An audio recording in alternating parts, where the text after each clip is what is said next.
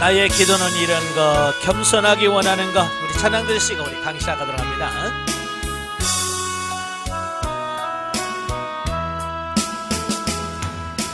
나의 기도는 이런 것, 겸손하기 원하는 것. 제자들의 발을 씻기신 주님 남기 원하는 것. 나의 기도는 이런 것, 성결하기 원하는 것. 주 말씀의 생수를 마셔 정결하기 원하는 것. 나의 기도는 이것이니 주님 얼굴 비치시고 늦게 영이 동하는 곳에 주여 함께 하소서. 나의 기도는 이런 것, 소망 중에 거하는 것. 이 어두운 세상 속에서 등불 되기 원하는 것. 아멘. 기도하겠습니다. 은혜로우신 아버지, 오늘 우리를 사랑하셔서 훈련의 장소로 인도하시고 골로새서의 말씀을 같이 나누게 하셔서 감사합니다.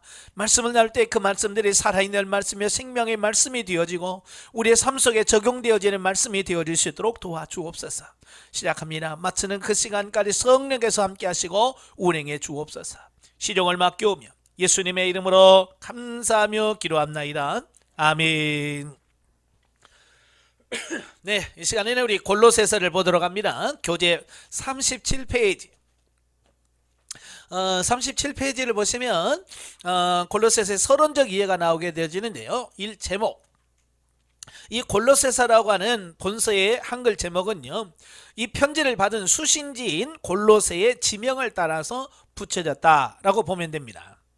자, 그러나 그 헬라 성경에는요, 본서의 내용 중에 있는 골로새에 있는 이란 말로 인해서 골로새인들에게라고 하는 프로스 콜로사이에스라는 제목이 붙어짐으로써 바울의 서신서 대부분이 그러한 것처럼 수신자들을 제목에 반영하고 있다. 따라서 본서의 제목을 보다 헬라어 제목과 일치시키려면 골로새인서라고 해야 된다.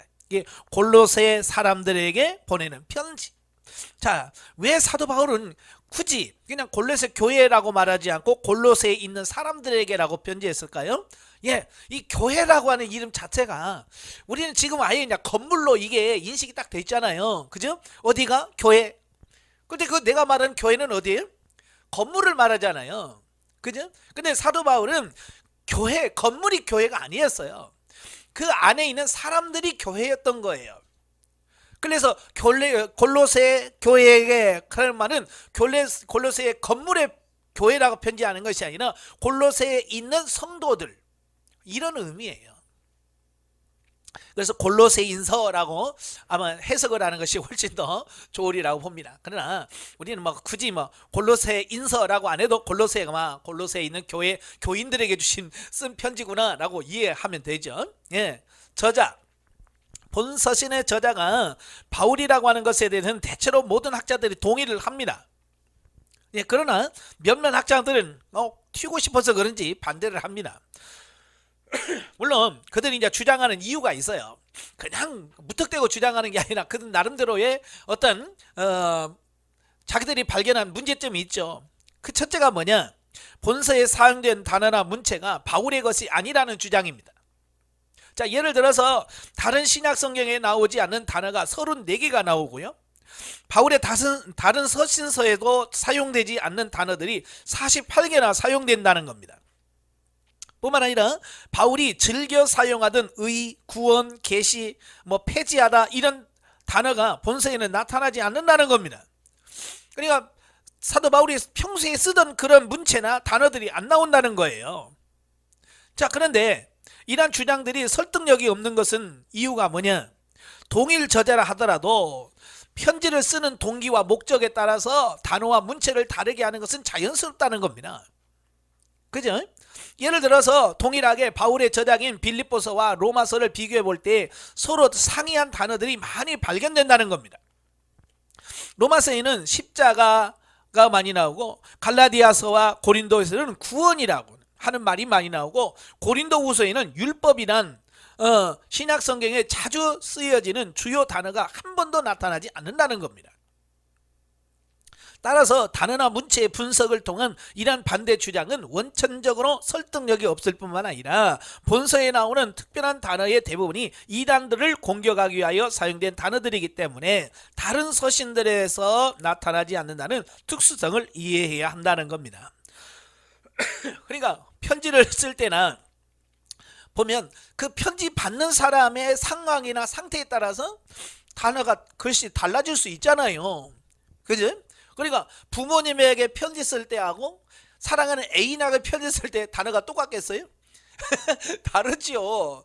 부모님에게는 부모님 전상서, 뭐 세월이 유수같이 흘러 뭐 이렇게 쓰잖아요. 근데 애인한테도 쓰면서 뭐 누구 전상서 그렇게 씁니까? 아니잖아요. 그러니까 받는 사람의 상태에 따라서 다른 거예요. 그러니까 골로새 교회의 상태와 다른 교회의 상태가 다르기 때문에 쓰는 단어들이 다를 수 있다는 거예요. 그 다음에 두 번째는 뭐냐, 이 본서에 나타난 이단 사상은 영주주의를 말하는데요. 이란 영주주의는 바울 이후 시대, 그래 바울이 죽고 나서 AD 2세기경에 이 본격화된 것이다. 그러므로 바울이 알 수 없었다는 겁니다.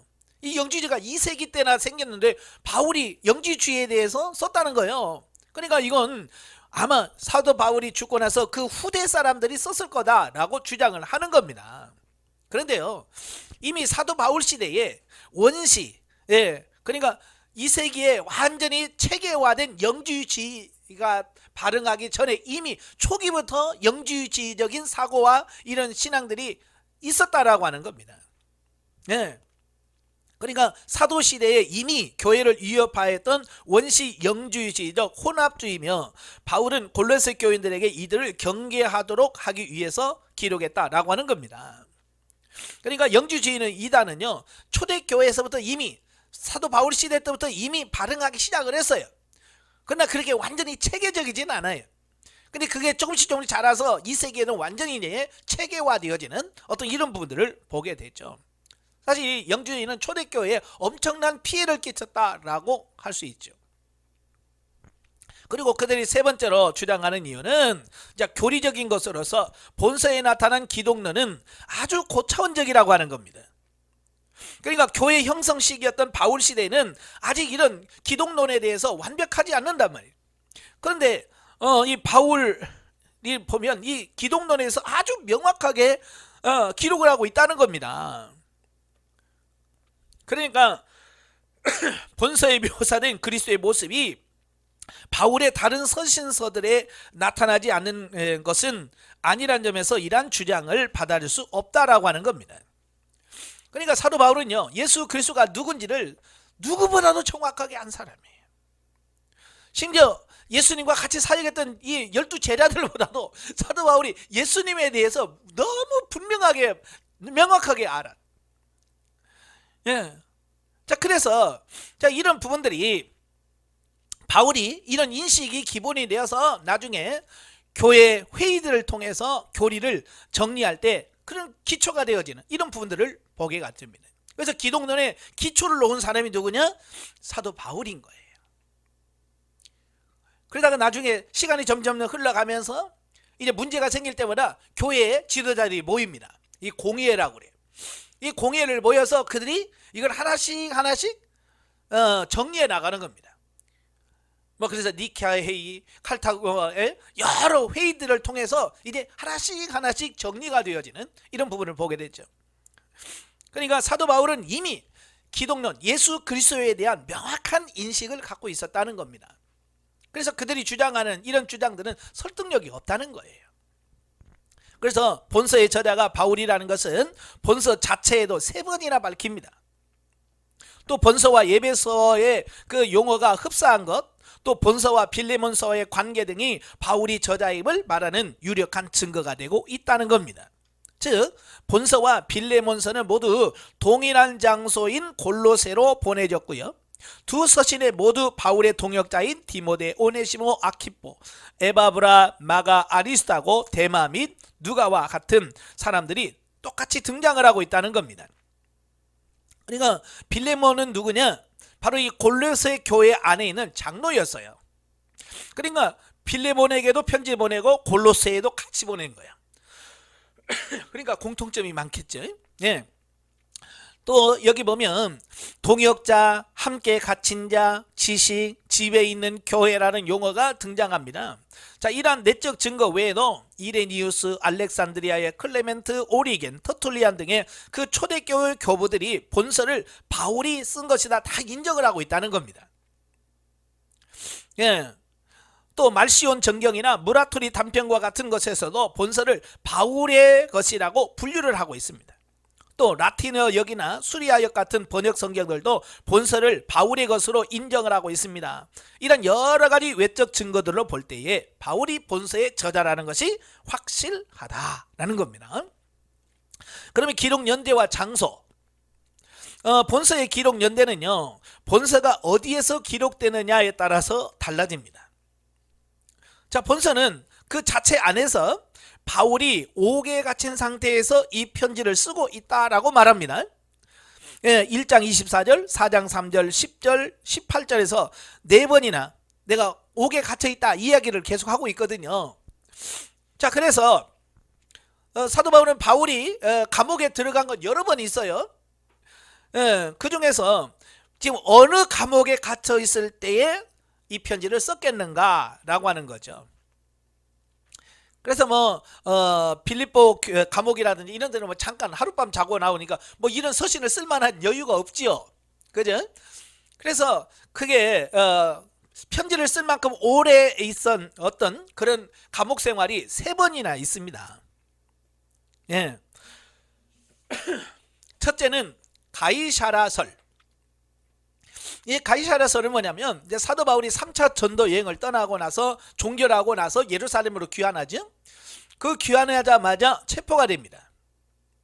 체포가 되어서 그가 가이사랴 감옥에 약 2년 동안 감금이 되어 있습니다. 벨릭스 감독이 이 바울이 잘못 없다는 걸 알면서도 유대인들에게 환심을 사고 바울에게 이거 좀 돈 좀 받을까 그래서 안 풀어주고 그냥 감옥 생활 계속 가다 놓는 겁니다. 바로 이제 그 기간이 2년에서 3년이에요. 예, 아마 이때 썼을 것이다 라고 주장합니다. 자, 이 가설은 한때 유력한 학자들에 의하여 주장되었으나 많은 지지는 얻지는 못합니다. 그 이후로는 본서와 병행을 이룬다고 볼 수 있는 빌레몬서에 나오는 내용에서 발견되어지는 바, 먼저 도망 중인 노예 오네시모가 추격을 피해서 무척 먼 지방이었던 가이사라로 갔을 리 없다는 겁니다. 또한 바울이 빌레몬에게 거할 초소를 부탁한 것으로 보아서 그는 곧 석방될 것으로 기대를 했다고 하는데요. 사실 이 가이사라에 있는 감옥에 있을 때는 석방될 희망이 없었죠. 그죠? 왜냐하면 그곳에서 바울은 이미 로마로 가기로 작정되어 있습니다. 왜냐하면 상소를 했거든요. 따라서 이 주장은 바울의 여러 정황상으로 보아 신빙성이 없다라는 겁니다. 그 다음에 두 번째가 에베소설입니다. 에베소설. 근대에 와서 가장 강력하게 주장되는 주장인데요. 이 입장을 주장자들은 로마서 16장 4절 7절, 또 고린도서 15장 32절, 고린도서 1장 8절 10절, 11장 23절에 근거해서 바울이 에베소에서도 투옥되어 있었고요, 바로 이곳에서 본서를 기록했다라고 설명을 합니다. 하지만 이 사실이 바울의 행적을 비교적 소상하게 밝히고 있는 그 사도행전에는 전혀 그런 내용들이 없다는 거예요. 예. 또 위에서 열거한 고린도 전후서의 인용문들을 해석할 때도 부자연스러운 측면이 있다는 점에서 다소 신빙성이 결여되고 있습니다. 더구나 이 주장은 이를 뒷받칠 만한 외증이 전혀 없다는 치명적인 약점을 가지고 있습니다. 그러니까 여기서 썼을 것 같은데 라고 심증은 가는데 증거가 없어요. 그 다음에 가장 많이 우리가 이제 알고 있는 게 바로 로마설입니다. 로마 감옥에 있을 때 썼을 것이라는 거죠. 이건 이제 정통적인 학설로 가장 광범위한 지지를 얻고 있습니다. 그 이유는 뭐냐? 그 예루살렘에서 체포되어 가이사랴에서 투옥된 바울은 자신의 소망대로 로마에 도착해서 약 2년 동안 옥살이를 하게 됩니다. 그런데 이 2년 동안의 옥살이는 우리가 생각하는 그런 감옥이 아니라 비교적 자유스럽게 지낼 수 있는 가택연금 상태였다는 거예요. 그러니까 자유롭게 쓸 수 있는, 사람도 나가지는 못하지만 오는 사람 같이 만나서 대화도 하고 이런 글씨 쓸 수 있는 자연스러운 어떤 그런 분위기였다는 거예요. 그래서 이 편지를 쓰기에 가장 좋은 기회였다라고 하는 겁니다. 또 본서에서 기록 장소에 함께 있었던 것으로 묘사된 누가와 그 아리스다고가 바울과 함께 로마를 간 자들이었다는 사실에서도 본서가 로마에서의 1차 투옥 기간에 기록됐음을 강력하게 암시해주고 있다라고 하는 겁니다. 자, 이처럼 본서가 로마에서의 1차 투옥 기간에 기록된 것이 확실하다면 그 바울의 감옥 생활 중반부나 후반부 기간인 AD 62년에서 63년경에 기록되었을 것이다. 왜냐하면 바울의 투옥 소식이 골로새 교회에 전해져서 에바브라가 로마에 있는 바울을 찾아오기까지는 아마 상당한 시간이 소요됐을 것으로 보이기 때문이다 라고 하는 겁니다. 자, 여기서 본서에 나오는 그 에바브라는 그 빌립보서에 나오는 에바브로디도와는 다른 사람입니다. 이름이 비슷하니까 그 사람인가? 디도가 옆에 빠졌나? 이렇게 생각할 수 있지만 전혀 다른 사람이라고 하는 것을 우리가 기억하면 좋겠고요. 나중에 설명을 드리겠습니다만 이 에바브라는 누구냐면 에베소에서 3년 동안 머물면서 복음을 전할 때 그 에베소에서 바울을 통해서 복음을 받아들인 사람이에요. 그 바울을 통해서 복음을 받고 마음이 뜨거운 거예요. 우리 고향 사람들도 복음을 전하면 좋겠다. 그래서 자기 고향 골로새로 갑니다. 그래서 에바브라가 가서 골로새에 가서 전도해서 세운 교회가 바로 골로새 교회다라고 하는 겁니다. 예. 그럼 에바브로디도는 누구냐? 이 빌립보 성도인데요. 사도 바울이 로마 감옥에 있을 때에 빌립보 성도들이 헌금도 보내면서 너 가서 얼마나 힘들겠냐, 너 가서 수종 들면서 좀 도와주라 라고 보낸 사람이 에바브로디도입니다. 그러니까 다른 사람이라고 하는 거 기억하면 좋겠고요. 네. 자, 그 다음에 기록 동기와 배경. 자, 본 서신의 그 수신지인 골로새 교회가 위치한 골로새는요, 에베소에서 동쪽으로 약 160km 정도 떨어진 작은 도시로서 부르기아주의 서남쪽에 있는 리쿠스 평야 중앙을 흐르는 메안더 강 지류인 리쿠스 강 계곡의 동쪽에 위치해 있습니다. 즉 인근의 라오디기아는 동쪽으로 약 19km 지점에, 또 히에라폴리는 남동쪽으로 약 21km 떨어진 지점에 골로새가 위치해 있습니다. 이 도시는요, 한때 그 에베소에서 동쪽으로 가는 주요 무역로상에 위치해서 모직과 피륙 공업이 발달한 상공업 중심 도시였지만, 이제 무역로가 동쪽으로 이동함에 따라서 이웃에 있던 히에라폴리와 라오디게아 같은 도시들이 번영을 하게 되고, 골로새는 쇠퇴하여 바울 시대는 아주 작은 도시가 되고 말았습니다. 근데 이 도시에는요, 여러 민족들이 섞여 있었어요. 부르기아의 원주민들과 또 그리스에서 온 이주민들, 그리고 여기에다가 그 안티오코스 3세가 유대인들의 이주 정책을 피면서 유대인들을 많이 끌어다가 여기다가 살게 했어요. 그러니까 이 도시는 작은데 여기는 다양한 사람들이 섞여 있고 문화가 섞여 있고 여러 종교들이 같이 섞여 있는 이런 혼합주의적인 영향을 많이 받은 곳이다 라고 볼 수 있습니다. 자, 한편 골로새 교회가 언제 누구에 의하여 세워졌는지는 성경에 구체적으로 언급되어 있지 않기 때문에 자세히 알 수는 없다는 거예요. 예. 또한 본서를 기록할 당시 바울은 이 골로새 교회를 미처 방문하지도 못했어요. 그러니까 골로새 교인들에서 정확하게 다 알지는 못해요. 또 그 교회 성도들 역시 바울의 얼굴을 아직 못 본 사람들이 많아요. 자, 그런 점으로 보아서 골로새 교회는 바울이 직접 세우지 않았다라고 하는 것을 알 수 있죠. 예, 바울이 세웠더라면 다 알 거 아니에요, 그죠? 예? 다 알 텐데 모르는 얼굴이 많다는 거예요. 자, 그러나 비록 바울 자신이 직접 이 교회를 세우지는 않았지만 본서와 골로새에 있는 빌레몬에게 보낸 바울의 편지인 빌레몬서의 내용을 볼 때에 골로새 교회는 바울에게서 복음을 들은 에바브라가 세웠을 것으로 추정됩니다. 이렇게 볼 때 바울은 간접적으로 골로새 교회를 세운 자가 되는 것이다. 즉 에바브라는 바울이 에베소의 두란노 서원에서 3년 동안 사역할 때 그곳에서 빌레몬이나 아키뽀와 함께 바울에게서 복음을 들었는데 후에 고향으로 돌아가 빌레몬과 함께 교회를 세웠던 것으로 보인다. 자, 이런 점에서 골로새 교회는 주로 개종한 이방인들로 구성되었다고 볼 수 있으나 골로새에는 이미 이주해온 유대인들이 많이 있었고요. 이들이 점차 교회 안에 들어옴으로써 골로새 교회는 여러 가지 사상으로 인하여 많은 문제가 생길 위험이 도사리고 있었다라고 하는 겁니다. 이게 참 유대인들은요, 다른 민족과 타협 같은 거 섞이질 잘 안 해요. 자기들의 특별한 선민의식들이 있어요. 그러니까 유대인들이 들어간다라고 하면 반드시 거기는 뭐가 생겨요? 문제가 생기게 돼 있어요.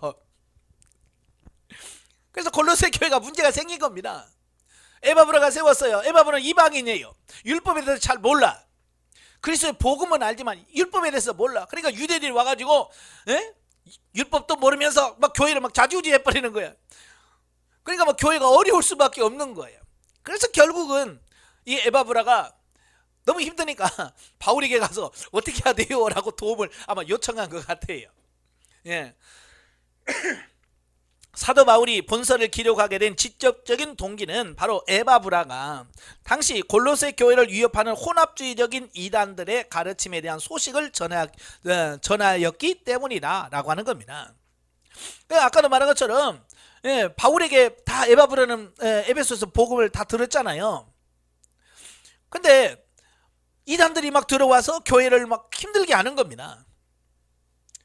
그러니까 에바브라가 자기가 교회를 세웠지만 이걸 어떻게 끌어갈 수 있는 어떤 그런 게 없는 거야. 그래서 자기 노력도 안 돼. 그래서 결국은 사도 바울에게 도움을 요청하는 거죠. 어찌 보면 에바브라가 지혜가 있는 거예요. 혼자 끙끙대고 에라 모르겠다 그러면 안 되잖아요. 그치? 많은 사람들은 혼자 끙끙 앓다가 그냥 아이고 모르겠다 뭘 만들어 대라 뭐 이렇게 되는다. 그러면 안 돼요.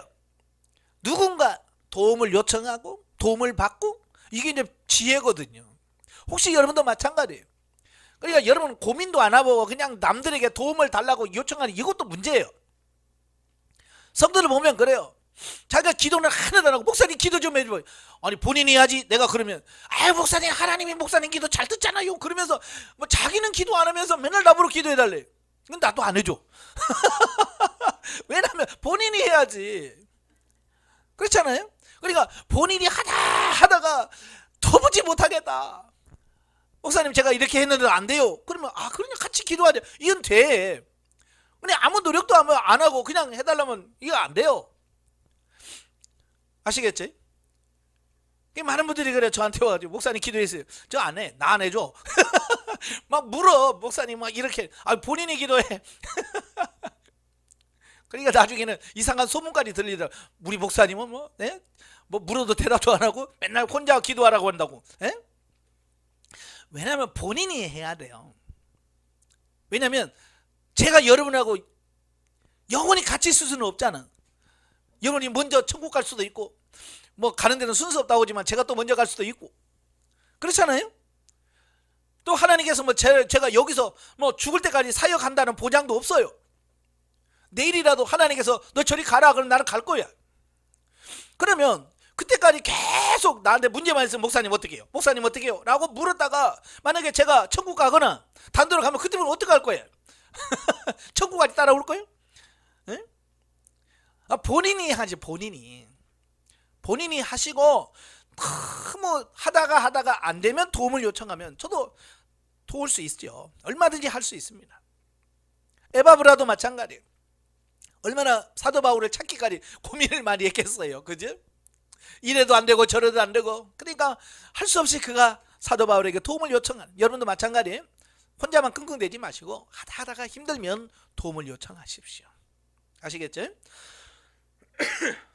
그래서 본서에서 에바브라가 전한 이단의 가르침이 무엇이냐는 것에서는 직접적으로 말하고 있지 않기 때문에 명확하게 밝히기는 어렵지만, 본서 내용이 골로새 교회에 있는 이단 사상에 대하여 암시해주고 있고, 이러한 사실에 근거해서 몇 가지로 우리가 특정 지을 수는 있습니다. 첫째는 뭐냐? 유대교적인 요소로서, 아까 그러죠, 유대인들이 많이 있었다고요. 그들이 교회에 들어오면서 그들의 특징이 뭐냐면 이 절기를 지켜야 된다는 거예요. 6월절 지켜야 되고 나팔절 지켜야 되고 이런 절기를 지켜야 된다는 겁니다. 그리고 레위기 11장에 말하는 이거 먹으면 안 되고 요것도 먹으면 안 되고요. 이 먹는 것 가지고 시비를 걸고요. 예? 부정한 음식으로 규정된 특정 음식을 금하고 또 의식적인 정결을 유지하는 등의 유대주의적 관습이나 할례에 관한 문제로 문제가 생긴 거예요. 바로 이 유대주의적 율법주의자들은요, 여기만 아니라 빌립보 교회도 영향을 미쳤고요. 그러니까 사도 바울이 교회 세우면 바로 그들은 교회 사도 바울 떠나면 뒤쫓아와 가지고 할례 받아야 돼, 율법 지켜야 돼 라고 자꾸 하면서 많은 어림을 줬던 이단들이 바로 유대주의적 율법주의자들이에요. 근데 그들이 또 이 골로새 교회 안에도 들어갔다고 말입니다. 두 번째는 누구냐? 이방적인 요소로서 이것은 철학적인 특징을 지니고 있고요, 철학과 헛된 속임수라는 말로 표현되어지고 있습니다. 이러한 사상이 구체적으로 가리키는 바가 무엇인지 확실히 알기는 어렵지만 2세기에서 들어선 절정을 이룬 영지주의의 초창기적 모습인 원시 영지주의적 혼합주의로 생각하는 바, 사도 바울은 이것들을 세상의 초등학문이라고 규정하여 경계하도록 하였습니다. 예. 그러니까 이 철학하고 이 기독교가 만나요. 그래서 혼합이 돼요. 그래서 초기 영지주의자들이 나오게 되는 거죠. 셋째는 누구냐? 위장된 기독교적 요소로서 이들은 그리스도의 신성을 부인하며 그리스도의 유일하신 중보자여 구원자 되심을 부인하는 심각한 사상들이었습니다. 그래서 바울은요, 본서를 통해서 그리스도의 위대하심과 완전한 구세주요 주로서의 그리스도의 최고의 주권과 온전하심을 강조하는데 많은 힘을 기울였습니다. 그러니까 기독교는 기독교인데 예수님도 믿어. 근데 예수님의 신성을 부인해버려. 하나님도 아니면서 그냥 사람 중에 훌륭한 분이야 라고, 그래서 예수님을 많이 격화시키고 자기들이 받아들일 수 있는 거면 받아들이고, 선택적인 거죠. 안 믿겠으면 안 믿으면 빼버려. 예. 오늘도 많이 그래요. 교회 안에서 성경이 있다가 아이고 요건 믿음이 되네, 믿을 만하네, 그럼 받아들이고, 이건 아닌 것 같은데 그럼 빼버리고. 이게 아니에요. 성경 말씀에서 뭐라고 말씀하신 그게 진리예요. 아시겠죠? 근데 이들은 그게 아니야. 선택적으로 자기들만 믿고 싶은 것만 믿고 빼면 빼버리는 거야.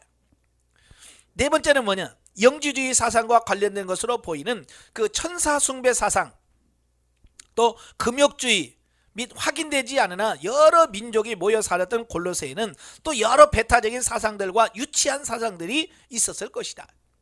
바울은 이와 같이 이단들의 거짓 가르침에 빠질 위험에 처해 있는 골로새 교인들로 하여금 그리스도만이 유일한 절대적인 구주시요, 그분만이 하나님과 사람 사이의 중보자라고 하는 것을 확실히 믿도록 하기 위해서 예수 그리스도가 어떤 분이냐라고 하는 부분을 매우 강조를 해요. 네. 그래서 이 골로새는 기독론이 강한 이유가 그거예요. 예수 그리스도에 대해서 아주 강력하게 주장을 하고 있습니다. 그러니까 골로새의 특징을 보면 본서는 모든 성경 중에서 기독론에 대하여 가장 탁월하게 묘사하고 있다는 특징을 지닙니다.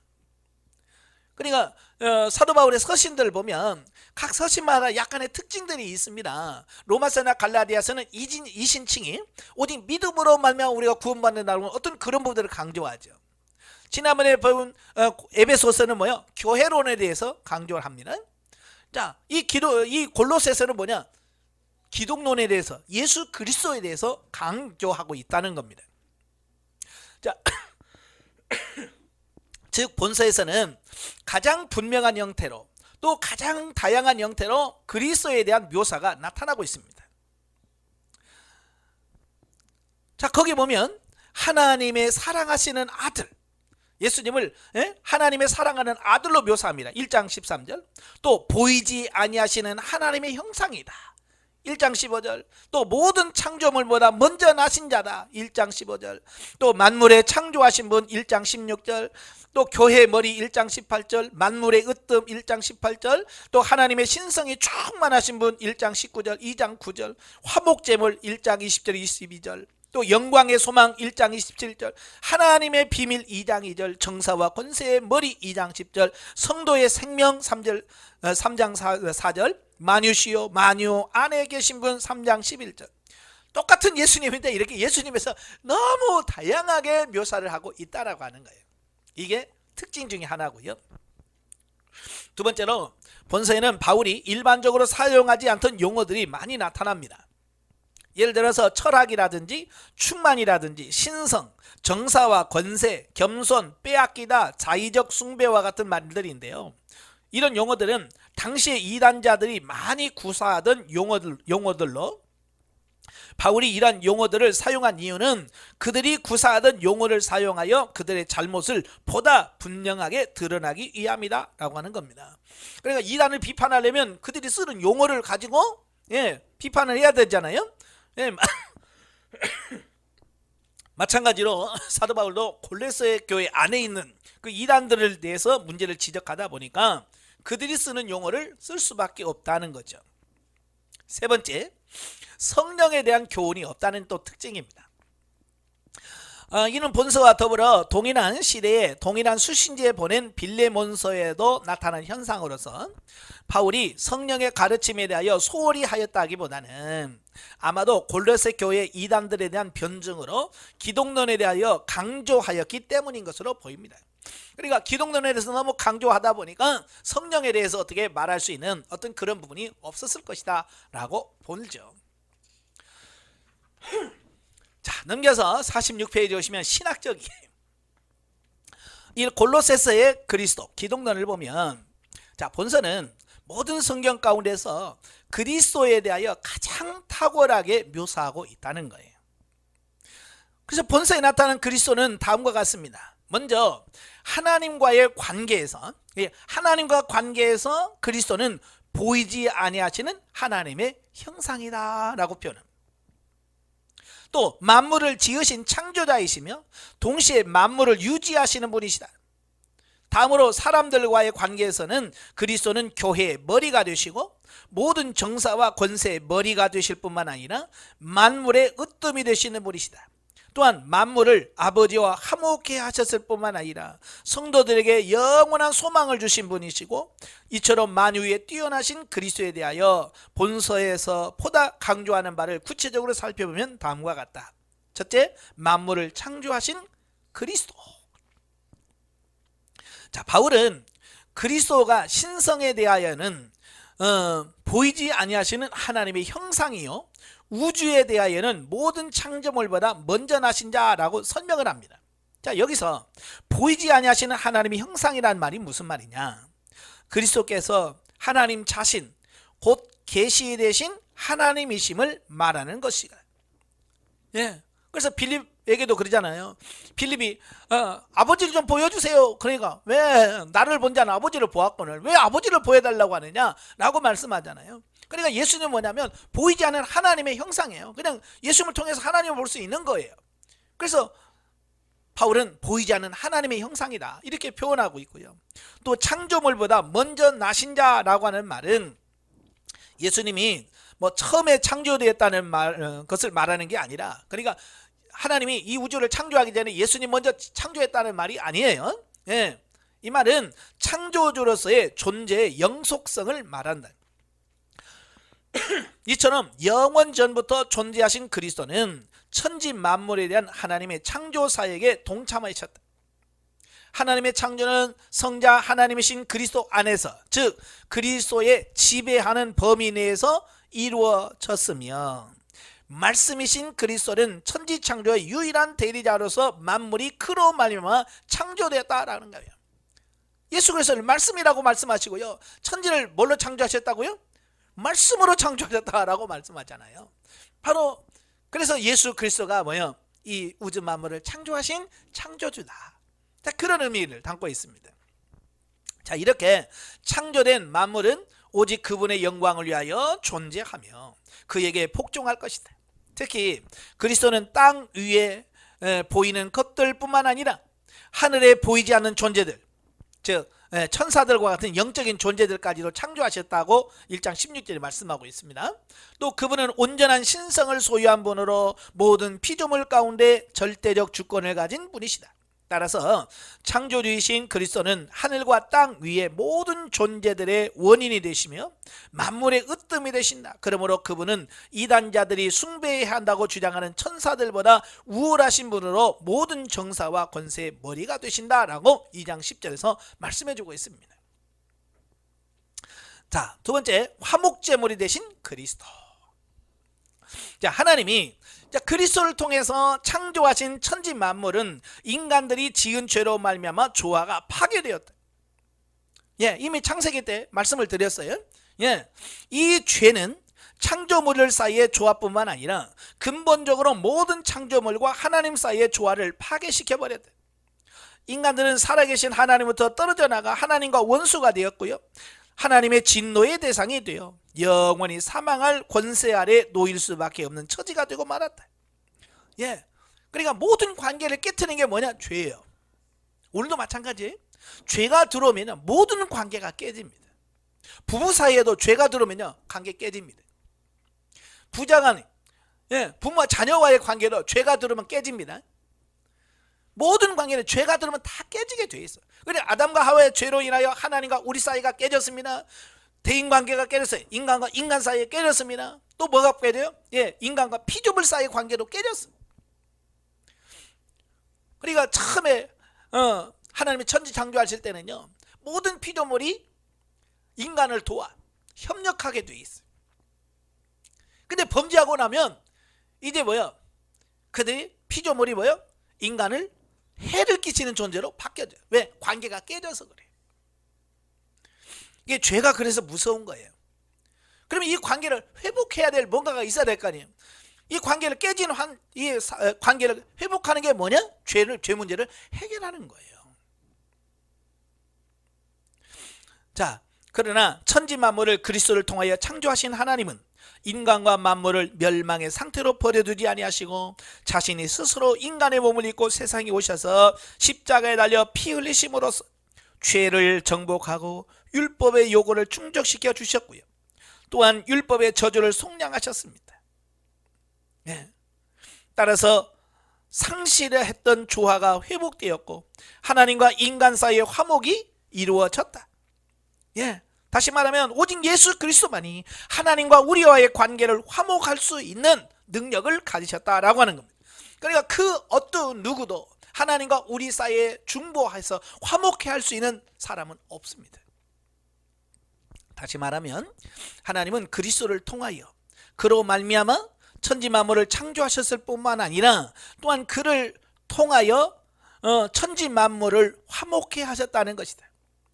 이것이 그리스도 안에 있는 하나님의 충만하심의 실체적인 목적이요 만물에 대한 축복의 원천인 것이다. 자, 그 다음에 세 번째가 뭐냐? 성도의 소망이신 그리스도. 자, 그리스도의 화목의 사역의 결과로 말미암아서 성도들은 이제 더 이상 하나님 앞에서 원수가 아니라 거룩하고 흠이 없고 책망할 것이 없는 자가 되었다. 이 사실은 그리스도의 십자가 안에서 이미 성취된 것이지만 마지막 심판 때에 죄 없다 하심을 입증받으며 죄림하신 그리스도의 영광에 참여함으로써 완전해질 것이며 이것이 그리스도의 화목해 하심의 목적이다. 따라서 그리스도는 성도들의 온전한 소망이 되는 거예요. 이에 성도들은 지금 이 땅에서 살 때 비록 우리의 믿음을 위협하는 세력이 있다 할지라도 믿음을 굳게 지키고 주님이 재림하시는 날에 모든 성도들이 소유하게 될 완전하고도 궁극적인 구원에 대한 소망을 확실히 가지고 거룩한 자로서 살기에 힘써야 한다. 그러나 이것은 우리의 자신의 힘으로는 불가능하고 하나님의 은혜 가운데 있는 그리스도와 연합된 삶을 살 때만 가능하다라고 말씀하고 있습니다. 우리가 요한복음에 보면 포도나무 비유를 말씀하고 있잖아요. 예? 포도나무가 열매를 맺을 수 있는 방법은 다른 게 없어. 붙어 있기만 하면 돼. 이건 연합과 하나됨에 대한 표현이잖아요. 그래서 우리도 주님께만 붙어 있다면 우리는 소망이 있습니다. 문제는 떨어져 있는 게 문제예요. 아시겠죠? 따로 나누면 안 돼요. 자, 두 번째, 골로새서의 신학적 주제. 골로새서는요, 골로새 교회에 침투하여 그들의 신앙을 혼란스럽게 만든 이단 사상들, 즉 거짓 철학과 유대주의적인 영향을 받은 율법주의 그리고 천사숭배 사상 및 금욕주의 가르침에 대하여 반박하고 그리스도와 연합된 성도의 삶이 어떠해야 할 것인가에 대한 권면을 기록하고 있습니다. 이런 본서의 내용은요, 비단 골로새 교회뿐만 아니라 비록 모양은 다르다 할지라도 예수 그리스도의 신성과 구원자이심을 부인하고 성도의 신앙을 어긋난 길로 빠지게 하려는 온갖 이단들의 사상의 위험에 직면해 있는 우리에게도 동일한 교훈을 준다. 예. 즉 본서에서 바울은 성도들이 이단의 공격을 이기는 길은 그리스도 안에서 믿음을 굳게 하여 그와 연합된 삶을 사는 것이라고 권면하는데, 이러한 본서의 기본 주제는 다음과 같이 정리할 수 있다.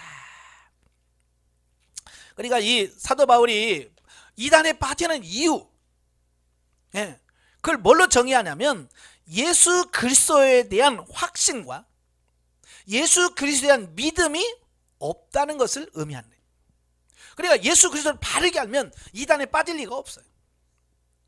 예수만 정확하게 알면 아무리 신천지 이만희가 어떠고 저쩌고 장길자가 어떠고 저쩌고 뭘 해도 말이 안 통하는 거야. 말이 안 되죠. 근데 예수 그리스도를 모르니까 그래요? 라고 할 수밖에 없는 거야. 그래서 사도 바울이 이 구원에 대한 말을 하면서 이 골로새 교회 예수 그리스도에 대해서 계속 강조하는 이유는 예수 그리스도를 명확하게 이해하고 깨달으면 이단에 빠지지 않는다, 이걸 말씀하려고 하는 거예요. 자, 그래서 첫째, 예수 그리스도는 만유보다 우월하신 분으로 유일한 신앙의 대상이시다. 당시 골로새 교회에 침투한 이단 사상의 그 공통적인 특징, 특징이라고 특징입니다. 그리스도의 지위와 신분을 격화시킴으로써 그분의 중보자 되심과 구원자 되심을 부인하는 것입니다. 그러니까 예수님이 하나님이심을 거부해버리는 거예요. 예수님은 그냥 우리가 똑같은 인간이야, 어디 뭐 하나님이 될 수가 있어 라고 하는 예수님의 신성을 부인해버리는 겁니다. 그 신성을 부정해버리니까 중보자가 안 돼버리죠. 중보자가 안 되니까 우리 구원자가 안 되는 거예요. 그냥 예수님은 그냥 좋으신 분이야, 훌륭하신 분이야 라고 그냥 훌륭하신 분으로 인정하는 거예요. 이러한 사상들은요, 성도들의 신앙을 뿌리채 뒤흔들어 놓음으로써 마침내 신앙을 저버리게 하는 매우 위험한 사상들이다. 그죠?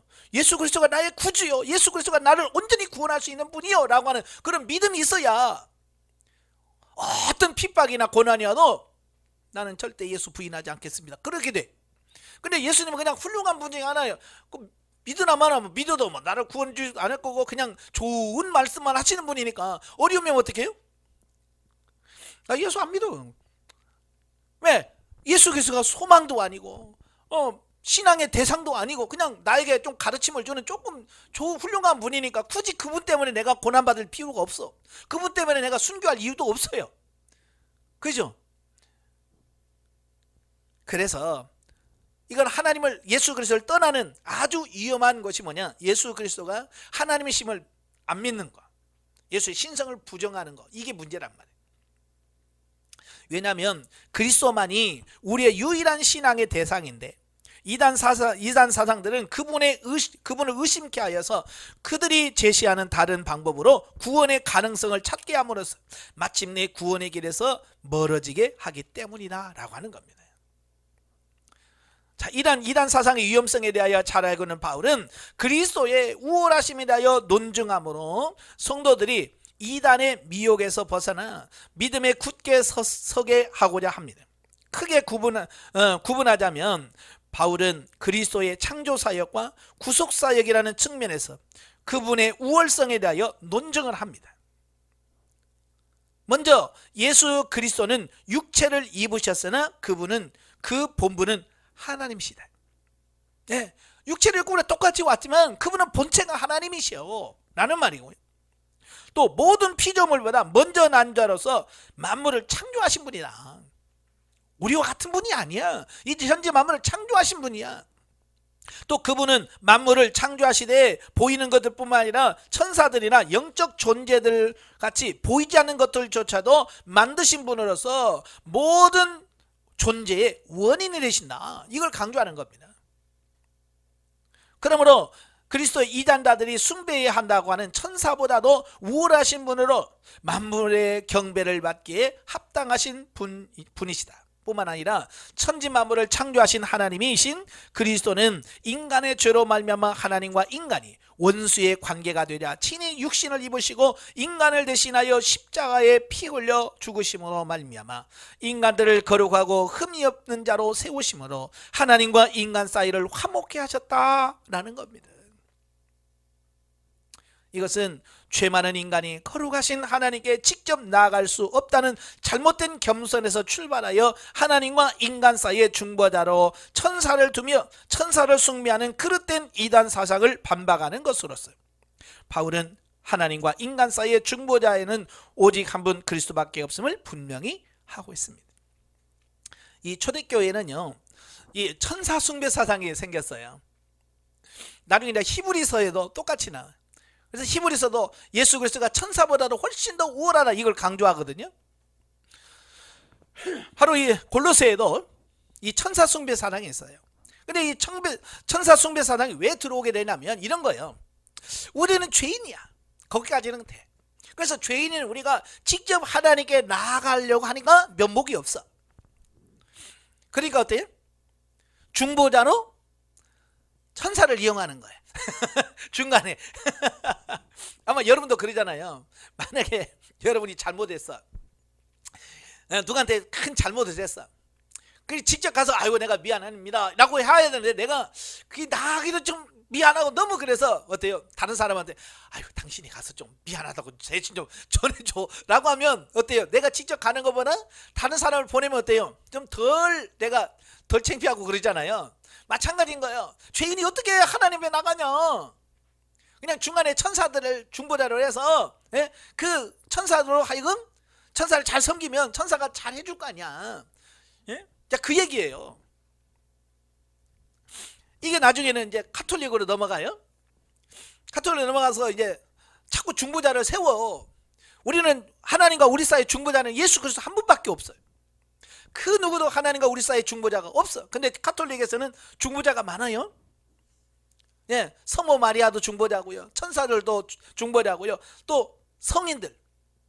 그러니까 이름 앞에 성자 붙은 사람 있잖아요. 성 프란시스코, 성 안토니오, 이런 사람도 있잖아요. 성자를 붙이면 그건 누구냐?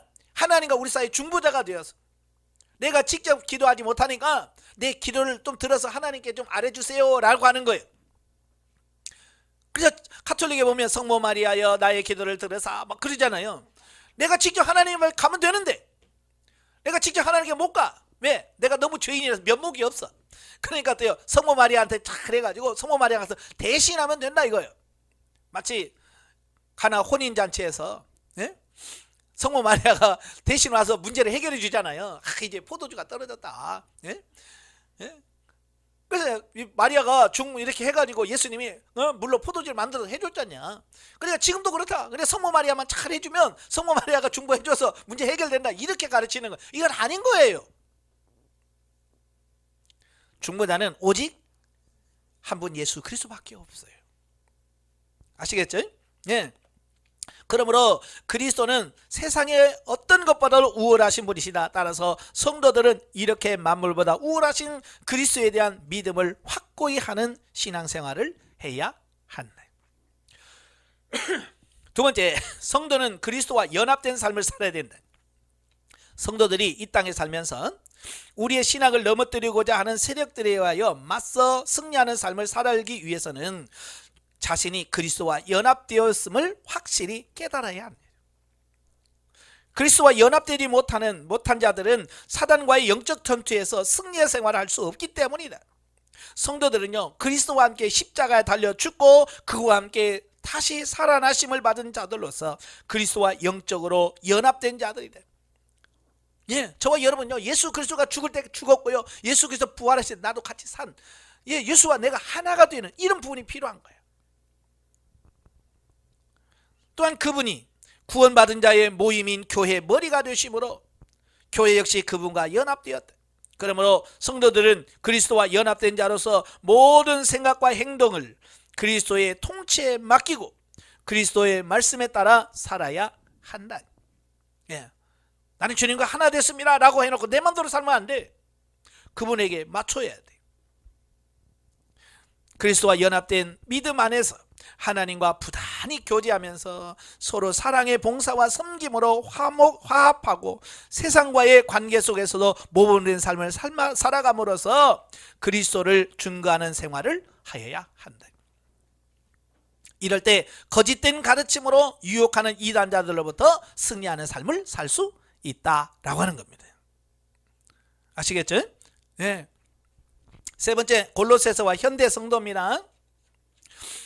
본서는 그리스도를 믿음으로 구원에 이른다고 하는 그 구원의 진리를 뿌리채 흔들리게 하는 여러 이단 사상들의 공격에 직면해 있는 그 골로새 교회에게 이단의 허구성을 밝히면서 그리스도와 연합하여 새 사람을 입은 성도의 삶에 대하여 교훈하기 위하여 쓰여진 것입니다. 하지만 본서는요, 구체적인 양상과 다르다 할지라도 우리의 신앙을 위협하는 과거보다 훨씬 더 많고 체계화된 이단적인 사상에 노출되어 살고 있는 현대의 성도들에게도 중요한 교훈을 준다는 겁니다. 그렇죠? 그러니까 이 초대교도 이단들이 많았죠. 근데 지금도 이단이 있어요. 지금은 이단들이 얼마나 체계적인지 모릅니다. 모든 걸 다 갖췄어요. 어지간한 교회보다는 훨씬 더 철저하게 준비했어요. 그죠? 그러다 보니까 이걸 극복하기가 너무 어려운 거예요. 그래서 우리가 어떻게 해야 되느냐? 첫째, 우리는 영적으로 깨어 있어 우리의 구주이신 그리스도의 지위를 격화시키고자 하는 사상 체제에 대하여 경계하여야 한다는 겁니다. 예, 우리들을 무너뜨리려고 지금 이단들은요, 진짜 밤도 안 자고 연구합니다. 여러분 밤도 잠도 잘 자죠? 이단들은 잠도 안 자고 지금 여러분들을 어떻게 하면 끌어들일까 연구하고 있어요. 특히 현대는 영적으로 매우 혼란스러운 시대죠. 신앙의 자유, 또 새로운 연구라는 명목하에서 그리스도의 권위를 손상시키는 시도들이 서슴없이 일어납니다. 옛날에는 불경주에 해당되는 것 지금도 얼마든지 가능한 거예요. 심지어 타 종교에도 구원의 길이 있다라고 인정함으로써 오직 예수 그리스도만이 우리의 유일한 구원자가 된다는 신앙을 거부하는 시도들이 기독교 안에서도 제기되고 있는 시대라고 말이에요. 이게 이단이라든지 저 교회 밖에서 그렇다고 하면 그래, 너희들은 모르니까 그럴 수 있다고 치죠. 근데 지금은 기독교라고 하는 그 안에서 일어나는 거예요.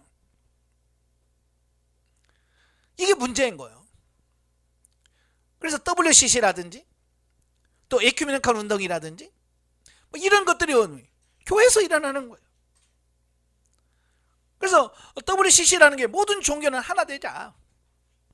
예, 하나 되자. 그러니까 제일 문제가 되는 게 뭐냐면 예수 그리스도만이 유일한 구원자라고 하는 주장을 하게 되면 그들과 하나 될 수가 없어요. 그렇죠? 그래서 그걸 부정해버리는 겁니다. 예수를 믿어도 구원받지만 예수만 아니고 석가도 잘만 믿으면 구원받을 수 있다. 철학도 잘 연구하고 하면 갈 수 있다. 그러니까 그들이 주장하는 게 뭐냐면 산꼭대기는 하나다. 그래 산꼭대기를 올라가는 길은 꼭 한 길만 가야 되냐? 이 길로도 가도 되고 저 길로도 가도 되고 저쪽 뒤쪽으로 가도 되고 돌아 가도 되고 어차피 꼭대기만 가면 될 거 아니냐? 이렇게 주장하는 거예요. 일리가 있죠? 그죠? 그러니까 예수를 통해서 가나 석가모니를 통해서 가나 마호메트로 가서 가나 아니면 지가 그냥 돌을 닦아서 가나 어차피 꼭대기만 가면 되지 않아? 라고 주장하는 거예요. 이거 아니거든요. 성경에 보면 그게 아니에요. 오직 예수 그리스도만이 진리요 길이요 생명이라. 예수 외에는 다른 길이 없어요.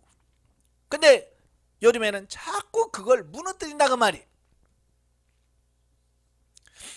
그래서 이상한 사상들을 자꾸 교회 안에 끌어들이는 겁니다. 근데 그걸 가지고 아무도 문제가 있다라고 말을 안 해. 그렇잖아요. 왜? 교회들이 WC에 가입해서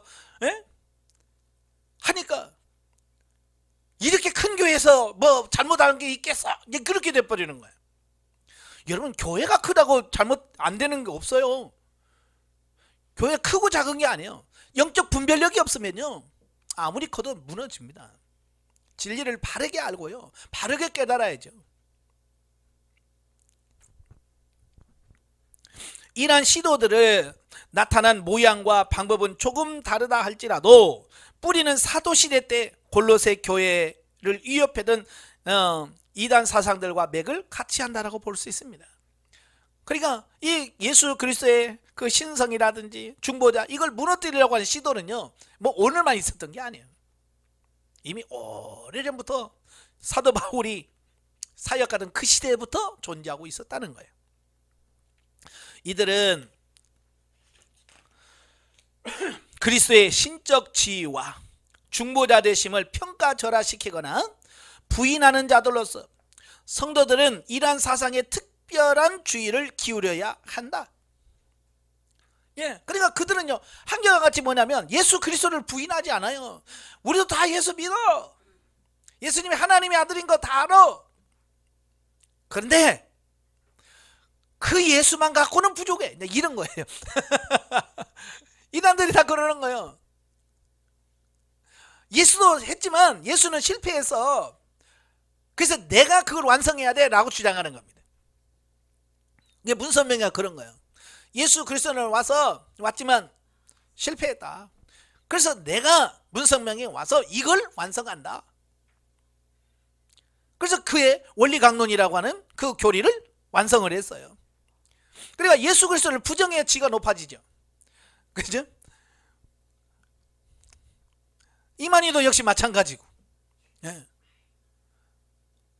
장길자는 더 난리야. 지가 하나님이라고. 그래서 하나님 어머니라고 부르래. 지가 여자다고.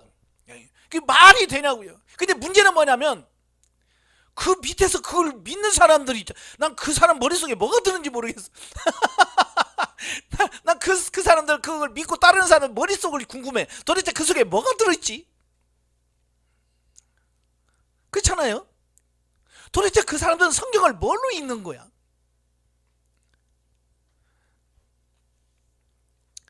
영적 분별력이 없으면 그렇게 돼요. 그러니까 여러분이 거기에 넘어가지 않는 것만 정말 감사하세요. 근데 여러분이 똑똑하고 잘나서 그런 게 아니라 하나님이 여러분을 보호하셨고요 여러분의 생명을 지켜주었기 때문에 가능한 거예요. 하나님이 여러분을 보호하지 않았으면 아마 여러분이 신천지에서 지금 오 하면서 지금 거기서 난리칠 거야 지금. 아니면 저 하나님에게 가서 장길자 어머니가 하나님이십니다 막 그러면서 또 설칠지도 몰라. 근데 하나님께서 여러분의 생명을 보호하시고 지켜주셔서 지금 이 자리에 있는 거고요. 저도 마찬가지예요. 그러니까 예수 그리스도로만으로는 안 된다라고 주장하는 그 사상에 우리가 넘어가면 안 돼요. 오직 예수 그리스도만이 완전하신 분이고 온전하신 분이고 그분만이 우리의 구원을 온전히 성취하시는 분이라고 하는 확실한 믿음을 갖고 있어야 그 어떤 이단 사상이 와서 뭐라고 얘기를 해도 넘어지지 않습니다. 아시겠죠? 자, 우리는 기독교 신앙에 다른 신앙적인 요소를 섞는 어리석음을 보면서는 안 된다. 비록 불교, 힌두교, 이슬람교, 유대교 같은 타 종교를 통하여 부분적인 유익을 얻을 수 있다고 하여도 그들의 많은 신앙적인 요소들은 유일한 구원의 종교인 기독교 신앙과 양립될 수 없으며 기독교 신앙을 훼손함으로 단연코 배척해야 된다. 여러분, 불교라고 다 나쁩니까? 예? 아니요, 좋은 점이 있어요. 착하게 살자. 이건 역지사지. 다른 사람 입장 바꿔놓고 생각해봐라. 불교에도 좋은 점 많아요. 종교는 나름대로요, 윤리적인 부분에서 좋은 점이 있습니다. 그러니까 아이고, 우리도 좋은 점이 있고 너희도 좋은 점이 있으니까 합시다, 이건 안 되는 거예요. 그냥 좋은 것은 좋은 거예요. 그렇지만 구원에 대해서만큼은 같이 할 수가 없는 거예요. 그러니까 예를 들어서 같은 나라를 위해서 종교는 하나 돼서 같이 할 수 있어요. 예를 들어서 3.1운동처럼, 그죠? 3.1운동처럼 기독교고 불교고 천도교고 다 뭉쳐서 나라를 위해서 3.1운동 할 때 같이 할 수 있습니다. 만세운동 하면서 너 불교니까 빠져, 이렇게 할 수가 없잖아요. 그죠? 나라를 위해서 전쟁하면서 불교는 가, 우리 기독교만 할래, 이거 아니잖아요. 나라를 위해서 싸울 때는 불교고 뭐든 나가서 싸워야지요. 그러나 구원의 문제에 있어서만큼은 같이 할 수 없는 문제예요. 아시겠죠? 예. 기독교 신앙을 해치는, 훼손하는 어떤 그 부분도 우리는 같이 할 수 없다는 겁니다. 그래서 구원은 그리스도로 말미암지 않고는 어떤 방법으로도 불가능함을 확실히 하자. 그러한 전제가 있어야만 성도들은 그리스도의 신앙에서 굳게 설 수 있을 것이다. 그러니까 이런 신앙이 없으니까, 그죠? 예수 그리스도만이 유일한 구원자는 이게 없으니까 다 좋은 게 좋은 거 아니야? 그렇지. 종교 하나를 믿는 것보다 2개 합치면 더 좋겠지, 이렇게 되는 거 아니겠어요? 그죠? 두 번째, 그리스도와 영적으로 연합된 삶만이 승리의 삶을 사는 비결이다. 그리스도는 아담의 범죄 이후 원수되었던 하나님과 인간 사이를 십자가 대속의 사역으로 화목케 하신 분으로 하나님은 그리스도를 교회와 만물의 머리로 세우셨다. 그에게는 하나님의 신성이 충만히 거하며 성도들은 그분 안에서만 충만해질 수 있다. 그러므로 성도들은 그리스도와 함께 죽고 또 그와 함께 살리심을 받은 자로서 그와 연합된 삶을 살아야만 구원에 이를 수 있다. 또한 그리스도와 연합하는 것만이 성도된 우리의 신앙을 성숙히 하는 유일한 길인 것이다. 여러분, 머리 없이 어떻게 우리가 살아가겠어요? 그죠? 머리 없이 살 수가 없어요. 마찬가지로 예수 그리스도 없이 우리는 살 수 없습니다. 이건 확실합니다. 세 번째, 성도는 가정생활과 사회생활에 있어서도 그리스도와 연합함으로 인하여 새 사람을 입는 자로서 성숙한 신앙적 면모를 보여야 한다. 그리스도로부터 부름받은 성도라 할지라도 이 세상에서는 아내와 남편이며 자녀와 부모이고 사용자와 노동자라는 관계 가운데 있다.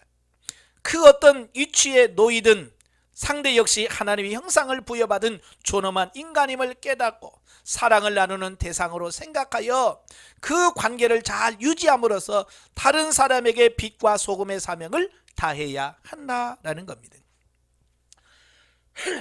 자, 오늘날도 많은 사람들이 이걸 놓치는 경우가 많아요. 그게 뭐냐면 신앙생활이라고 하는 게 그냥 우리끼리 안에서, 교회 안에서만 생활이라고 자꾸 생각을 해요. 그래서 우리끼리, 그래서 자기들만의 어떤 그런 삶을 사는데 그건 아니에요. 이 세상은요, 모든 사람들과 같이 대할 수밖에 없습니다. 그래서 모든 사람을 대하다 보니까 어때요? 우리는 관계를 맺고 살 수밖에 없어요. 집에서는 남편과 아내라는 부부관계를 맺고 살고, 또 부모와 자녀라는 관계, 또 직장에 나가면 상사와 부하 직원이라고 하는 어떤 이런 상하관계, 이런 모든 관계가 있어요.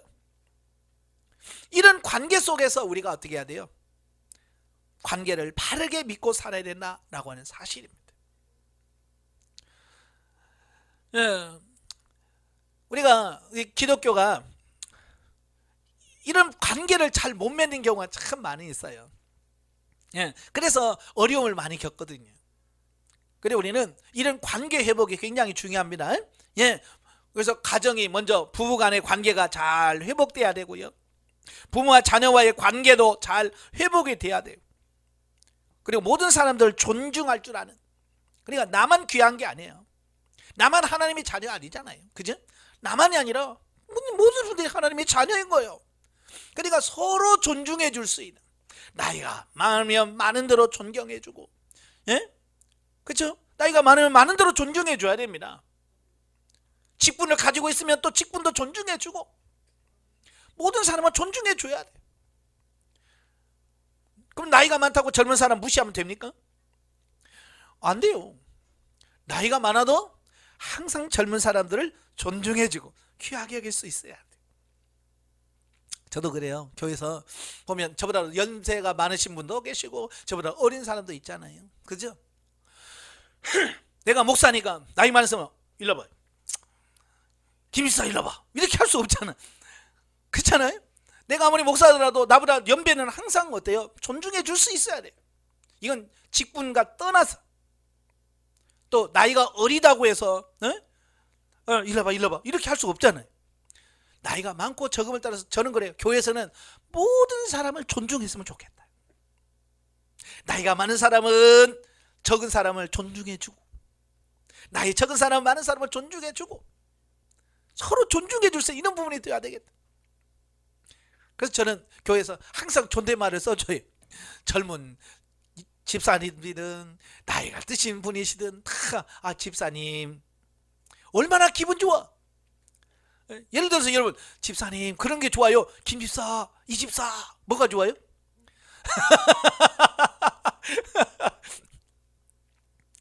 집사님 하고 얼마나 좋아요. 그렇잖아요? 이게 나이가 적든 어쨌든 존중해주고 높여주면 다 좋아. 그래서 이런 관계에서 서로 높여주는 여러분 되시기를 바라요. 아시겠죠? 자 넘겨서 구속사적 이해를 봅니다. 자, 본서는 우리들에게 사도 바울의 기도와 사랑의 권면을 보여주며 이를 통해서 자라게 하시려는 성령님의 인도하심을 느끼게 해준다. 9절마다 기도의 모습들이 끊이지 않고 나오는데 그 내용은 다음과 같다. 사도 바울은 여기 골로새 교회에서 끊임없이 내가 너희를 이렇게 기도할게, 이렇게 기도한다라고 자꾸 기도해 줘요. 근데 기도의 내용을 보면 기도랑 다 똑같은 기도가 아니에요. 우리는 주로 육신적인 걸 기도 많이 하죠. 복을 주옵소서, 자녀의 복을 주시고, 건강의 복을 주시고, 창고의 복을 주시고, 이렇게 기도하는데요. 사도 바울의 기도를 보면 그런 게 하나도 없어. 참 그게 달라요. 우리의 기도와 사도 바울의 기도가 달라. 자, 먼저 바울은요, 모든 신령한 지혜와 총명으로 하나님의 뜻을 아는 것으로 채우게 해달라고 기도를 드립니다. 첫 번째 기도 제목이 뭐예요? 신령한 지혜와 총명으로 하나님의 뜻을 아는 것으로 채워주세요. 여러분, 하나님의 뜻을 아는 것이 얼마나 중요한가. 이게 다 여러분 기도 제목이 돼야 돼요. 맨날 기도 제목 1번 100살까지 살게 해주세요, 2번 복을 주시옵소서, 돈 주시옵소서, 뭐 이건 아닌 거예요. 그리고 두 번째는 뭐예요? 주께 선한 일을 감당할 수 있게 모든 능력으로 능하게 하사 기쁨으로 견딜 수 있게 해달라고 다시 간구합니다. 예. 또한 그리스도의 하나님 되심과 교회 머리 되심에 대하여 언급하면서 그리스도와 함께 다시 살심을 받았으니 위의 것을 찾으라 라고 말씀하고 있습니다.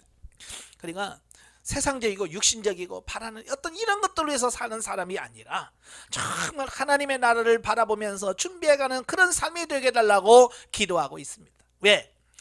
육신적인 삶은 한계가 있고 주는 하늘 아래 가면 아무 의미가 없다는 것을 사도 바울이 아는 거예요. 그러니까 예를 들어서 이런 거야. 내가 이 세상의 대통령이 되어도 하나님의 나라 가면 아무것도 아니야. 그러니까 하나님은 내가요 대통령이에요 라고 해도 하나님께서 뭐라고 하겠어요? 어쩌라고. 그게 너무 상관이야. 그러니까 우리 아무 상관이 없다니까요. 내가 세상에서 제일 재벌이야, 돈 많아. 하나님 저 천국 가가지고 내가요 제발이에요 하는 뭐라고 하겠어요? 그 어쩌라고. 그러니까 이 세상의 이 가지고 이 모든 것은 아무 의미가 없어요. 그래서 사도 바울은 세상에서 출세 성공하는 것에 미련 두지 않아요. 심지어 예수님도 이 땅에 왔어서요, 자기 집, 자기 명의로 집 한 채, 어떻게, 여러분의 소원은 뭐예요? 내 이름으로 문패다 이게 딱 거는 거, 이게 소원입니까? 집 한 채 어떤 거? 그래 맞자요. 천국 갈 때 못 들고 가. 못 들고 가잖아요. 그래서 예수님 뭐라고 그래요? 야, 새도 길들일 곳이 있고 여우도 굴이 있지만 나는 머리 둘 곳이 없다. 나는 집 한 채 없다. 그 얘기거든요. 예수님은요, 이 땅에 살면서 땅에다가 뭘 쌓아두려고 하나도 안 했어요. 왜요?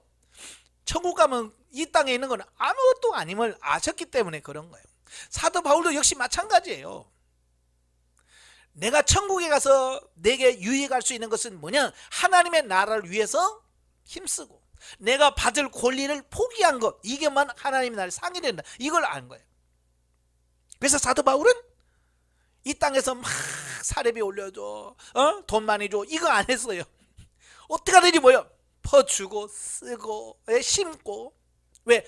그것만이 하나님의 나라에 자기 것이 된다는 걸 알았기 때문에 그런 거예요. 그래서 사도 바울도 여기서도 너 위의 것을 위해서 살아. 우리의 삶의 방향이 어떠해야 되는지를 우리에게 분명히 가르쳐주고 있습니다.